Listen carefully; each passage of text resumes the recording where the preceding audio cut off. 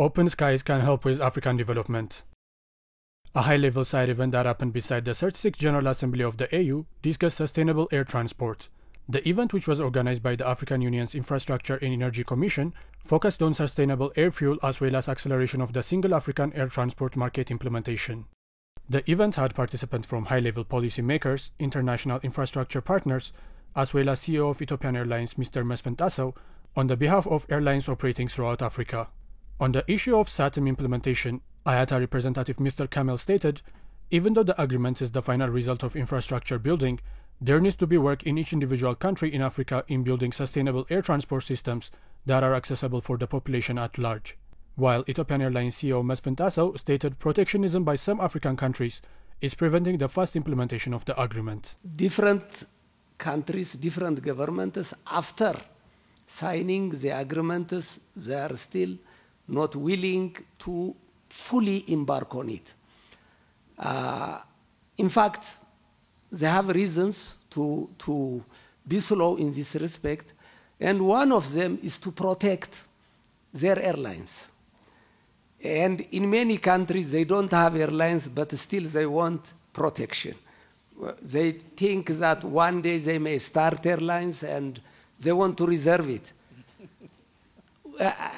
I'm sorry to be very direct, but I think they are losing the bigger picture of national and continental development.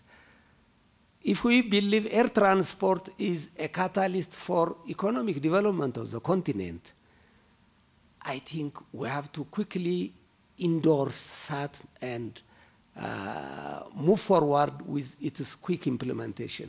After the event, Mr. Mesfin had this to say about the benefits the agreement will bring to Africa, as well as Ethiopian Airlines. SATM is not something that is designed only for Ethiopian Airlines.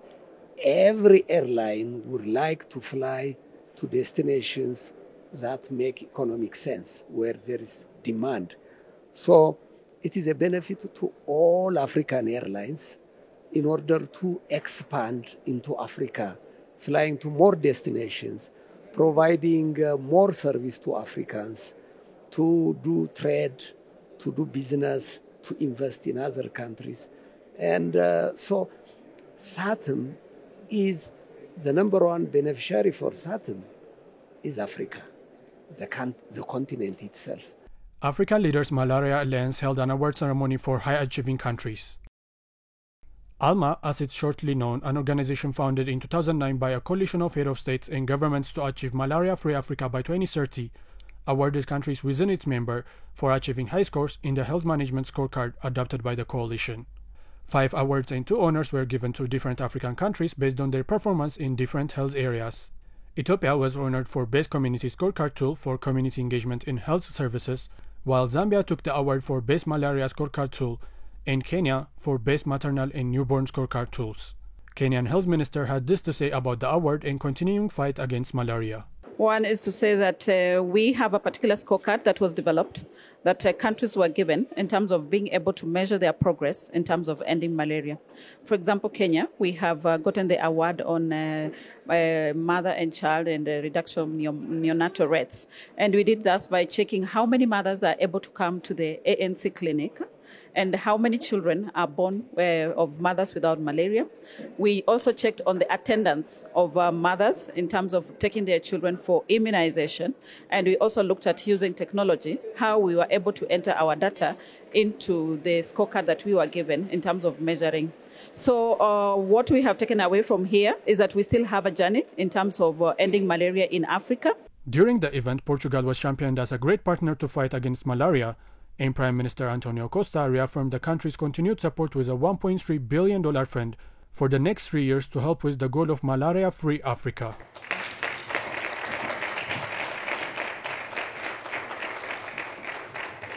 Ethiopia falling behind immunization rates. One of the side panel discussions that took place during the 36th African Union Summit was the written immunization of Africa.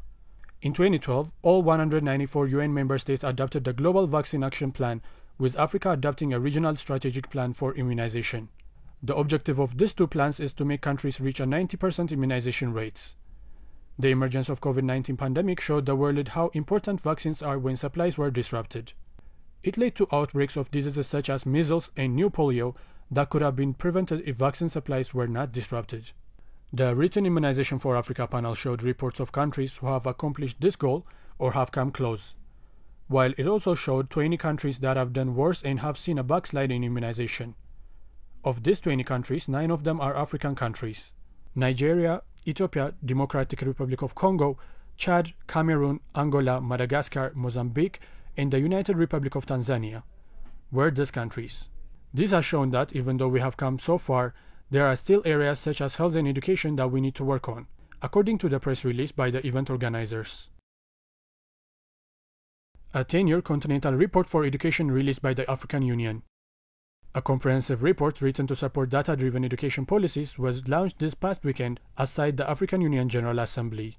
The event, titled Placing Equity at the Heart of Education Policy, was attended by Ethiopian President Sahle-Work Zewde as well as Sierra Leone President Julius Maada Bio. UNESCO, along with African Union, was part of the group to hold the study. During the event, Sierra Leone's president emphasized the need for a strong global movement in which education policies can be drafted and implemented using data and evidence-based political solutions. Dr. David Senge, Education Minister for Sierra Leone, has this to say about the statement made during the event. That means African leaders have to show up. They have to understand the topic. They have to put their monies where their mouth is. They have to invest in education. That means putting 20% of your budget in education, as we said with the Uhuru Kenyatta Declaration that countries signed. But it's just the basic investment we need to do in our people to make sure that they have access to quality education. And you can't have 20% of your budget without political will and that level of deep participation. And data, if you don't measure it, you won't know it. The problem that we had, actually, was when we focused on access, and we didn't measure learning outcomes, we failed to see that there was a disaster happening and our kids weren't learning. So we need to be able to measure, track with a fine comb, really detailed data. How many kids are in school, how many teachers, how many kids with disabilities, where are the schools, GIS, how is it based on their learning outcomes, all of that. It should be in real time. And the third part is the policies have to be evidence-based and evidence-informed. And that way, it lasts beyond the political term.